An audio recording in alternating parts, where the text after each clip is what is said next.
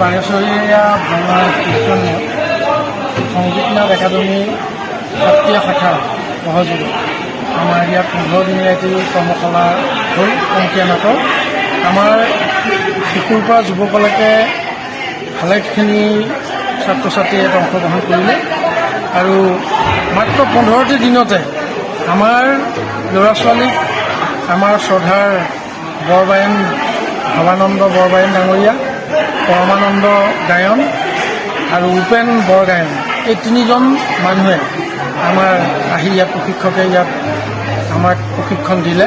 আমি সঁচাকৈ খুব গৌৰৱান্বিত আৰু ল'ৰা ছোৱালীয়ে যথেষ্ট শিকিবলৈ পালে। অংকীয়া শৈলীৰ ভাওনাৰ যিটো মজা, সেই মজাটো তেখেতসকলে সুন্দৰকৈ গ্ৰহণ কৰিছে বুলি আমাৰ অনুভৱ হৈছে।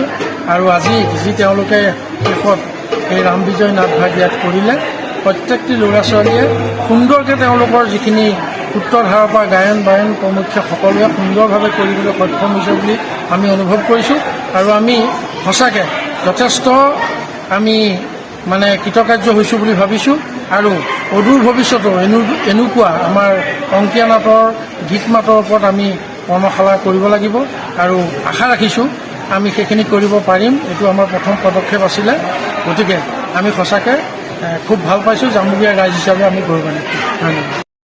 সংগীত নাটক একাডেমী গুৱাহাটীৰ সহযোগত জামুগুৰি বাৰেচহৰীয়া ভাওনা সমিতিয়ে আয়োজন কৰা এই কৰ্মশালাভাগ কৰি আমি অতিকৈ আনন্দিত হৈছোঁ। এনেকুৱা কৰ্মশালাবিলাক আচলতে আমাক লাগে। আমি ধৰি লওক এই গৰম বন্ধৰ সময়তে এনেকুৱা এটা কৰ্মশালা আমি পালোঁ।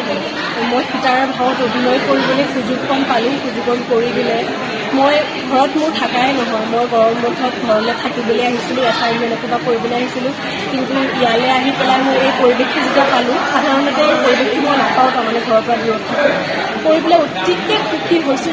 এই 15 দিনৰ ভিতৰত সকলোকে ইমান নিজৰ আপোন যেন লগা হ'ল। মাজুলীৰ পৰা শ্ৰীযুত ভৱেন বৰগায়ন বাপ আহিছে, তেওঁৰ লগতে পৰমানন্দ গায়ন বাপ আহিছে। তেওঁলোকে আমাক অতি নিয়াৰিকৈ ইমান সুন্দৰকৈ এই আমাক ৰাম বিজয় অংকীয়া নাটভাগ শিকালে, বুজালে, কৰালে, প্ৰত্যেকটো দিন ডাঙৰীয়াই দিলে। তাৰ কাৰণে আমি তেওঁলোকৰ ওচৰত অতি প্ৰণাম জনাইছোঁ।